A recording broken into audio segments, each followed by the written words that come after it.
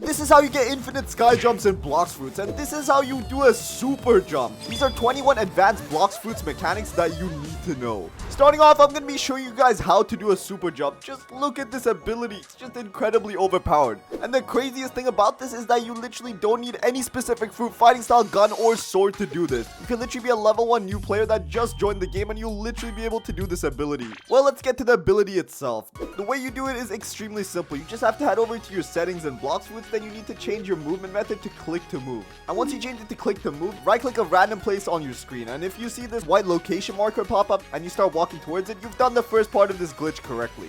Just jump, right click, and dash. It's extremely simple. Look at this.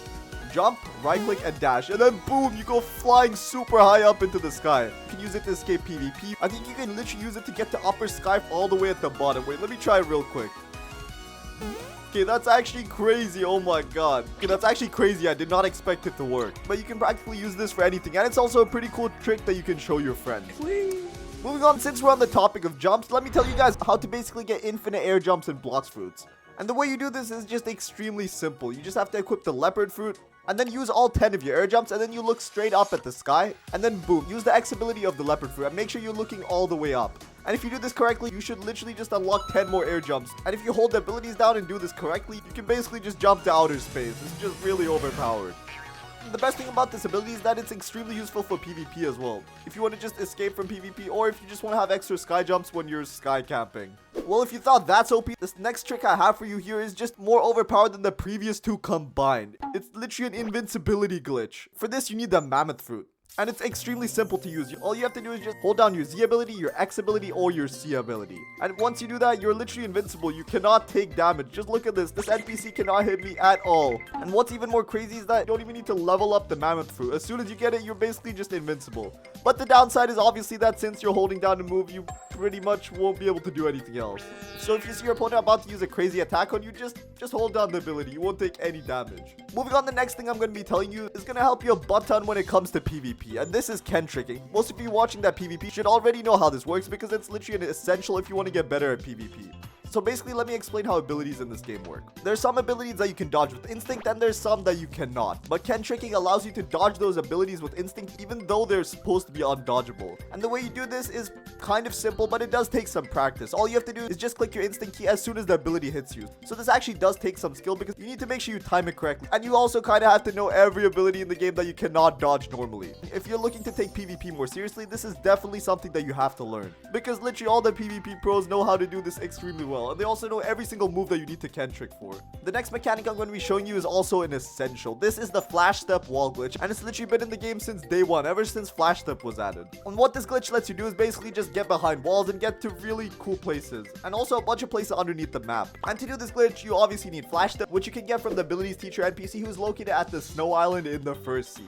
Once you get flash step, you just have to find a wall that you can glitch behind, and then you have to turn on shift lock and angle your camera like this. Once you do that, you should be able to click your flash step key, and boom, you're literally teleported just like that. And once you learn how to do this glitch, it should be extremely easy, and you can pretty much do it anywhere. And the most convenient thing about this glitch is that it's going to help you escape people really easily. And you can also just get to some really crazy places. I mean, just look at this. Damn, son, where'd you find this? Anyways, moving on. The next mechanic I'm going to be telling you about is the bunny hop dashes. So this is what dashing looks like normally, and this is what the bunny hop dash looks like. It's a little bit faster than normally dashing. And the way you do it is by jumping when you dash and timing it correctly so that you jump right after you dash. What this lets you do is get a bit more distance, and you actually don't even lose that much momentum. Normally when you dash, you lose momentum because you're not really bouncing. You're dashing, stopping, and dashing again. But when you bunny hop dash, you're just dashing continuously. You don't really lose speed. And it also helps you save energy because you can get to your location a lot faster. But one downside is that you obviously cannot do this in the air because there's no ground to bunny hop on. But it's still really convenient, and I recommend you guys learn this. And if you equip accessories that give you speed, you literally become like the Flash. Just look at this. While we're on the topic of dashes, I'm going to be telling you guys how to do a dash ramp boost. This is similar to the super jump, but you don't really need to go into your settings and turn on click to move. You can pretty much do this anywhere where there's a slope. And the way you do this is extremely simple. You just have to dash into a slope at a certain angle, and then boom, you'll go flying up into the sky. And the higher the angle of the slope, the more height you can get on your dash. But if you're a real pro, then you'll be able to dash up high no matter what the angle of the slope is. Anyways, I'm going to be showing you how to use a super dash with the magma fruit. For this, it's pretty simple. You just have to unlock the F ability of your magma fruit, then you have to awaken the F ability. And then boom, you've unlocked the super dash. And the way you do it is by clicking the F button to activate the ability and then instantly switching to a fighting style or a sword. And once you do this, you literally go flying. You travel a lot faster than the normal speed of the ability. This is how the ability goes normally, and it's a crazy difference. Moving on, I'm going to be showing you how to get night vision in Blox fruits. You might be wondering, how the heck do you get night vision in Blox fruits? Well, it's pretty simple actually. And this helps a lot in the second and third sea at night when you don't really know where you're heading. So all you have to do is just tilt your camera all the way down next to the water and then you can see a lot further. Take a look at this. This is what I can see normally, and when I tilt my camera down, I can see this much more. It's a pretty useful ability. But for those of you watching that already know where all the islands are located, you won't really be needing this one. This is more for players that are new to the second sea or the third sea. This next trick is gonna let you fly with a boat. Yup, you heard that right. And no, I'm not talking about this type of flying. This is what I'm talking about. And to do this glitch, you obviously need the control fruit. And you don't even really need to level it up. You only need the base ability that this fruit gives you, the dome ability and the ability that lets you levitate stuff. So all you need to do is just spawn in a boat. And once you do that, make sure you activate your dome. Then you have to stand a bit behind the seat and then jump towards the seat. And right before you're about to land on the seat, just activate the levitate ability. And then boom, you'll be sitting on the seat and the boat will be levitating in the air. And then you just have to aim in any direction that you want it, and you can send the boat flying super far away in that direction. Make sure you don't send it flying towards land because it's just gonna explode. The next trick I'm going to be telling you guys about has to do with the Awakened Buddha.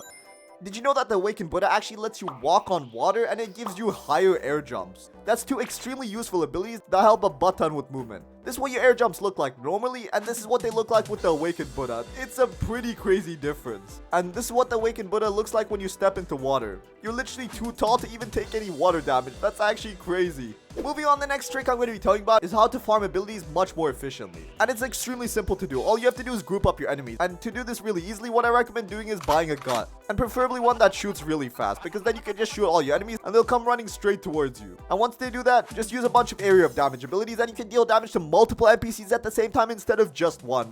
And if you use this method, you're just going to grind levels a lot faster. And you'll be a max level pro in no time. Moving on, this next thing I'm going to tell you about Blox fruits is extremely useful, and you'd be surprised how many people don't know about it. You might have noticed that some abilities can be held down. That doesn't really mean much for most abilities, but for some of them, you actually do more damage when you hold them down. Take the Gas Fruit C ability, for example. This is how much damage you do if you use the ability normally, and this is how much damage you do if you hold it down. That's a pretty big difference. Another example of the ability is the Leopard Z ability. This is what it looks like held down, and this is what it looks like normally. It's a crazy visual and damage difference. So if you get a new fruit and you're unsure of your abilities, just make sure you hold them down and test the damage. It's gonna help you a butt ton in the long run. Moving on, the next thing I'm going to be telling you about is this pretty cool ghost transformation glitch. Is all you have to do for this is get the ghost fruit and then just die.